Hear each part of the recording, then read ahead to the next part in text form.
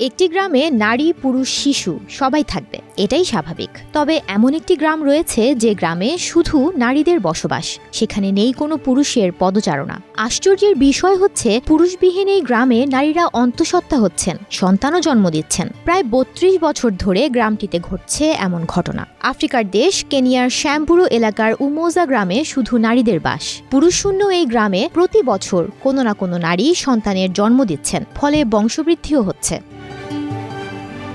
এই গ্রামে নারীরা নিজেদের স্বাধীন মতো বসবাস করেন, নেই কারো অধীনতা। তবে এই গ্রামের পুরুষশূন্য হওয়ার পেছনে রয়েছে এক মর্মান্তিক কাহিনী। বলা হয়ে থাকে ১৯৯০ সালে ১৫ জন স্থানীয় আদিবাসী নারী ধর্ষণ করার অভিযোগ ওঠে ব্রিটিশ সেনাবাহিনীর বিরুদ্ধে। সে সময় তাদের অভিযোগ কেউ তো শোনেইনি, উপরন্তু তাদের দোষারোপ করে সমাজচ্যুত করে দেওয়া হয়। এরপর সমাজচ্যুত ওই নারীরা উমোজা গ্রামে বসতি গড়ে তোলে। একে একে সেখানে আসতে থাকেন পুরুষের নির্যাতনের শিকার হওয়া অন্য নারীরা। গড়ে ওঠে গোটা একটি বসতি। বর্তমানে সেখানে প্রায় ২৫০ জন নারীর বসবাস।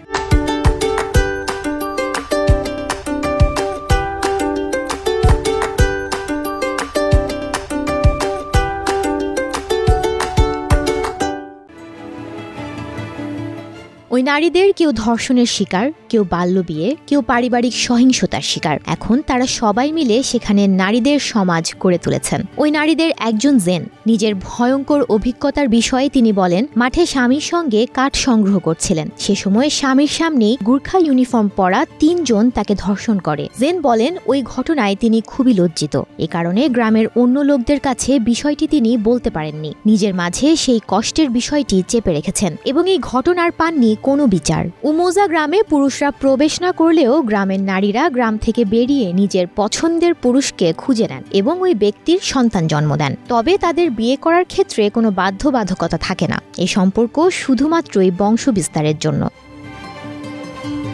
গ্রামবাসীদের সন্তানদের পড়াশোনার জন্য সেখানে এখন স্কুল গড়ে উঠেছে, আছে সাংস্কৃতিক কেন্দ্র। সেখানে একাধিক দর্শনীয় স্থান দেখতে যান পর্যটকরা। তাদের থেকে পাওয়া অর্থে উমোজা গ্রামের অনেকেরই জীবিকা চলে। ডেস্ক রিপোর্ট, প্রবাস খবর।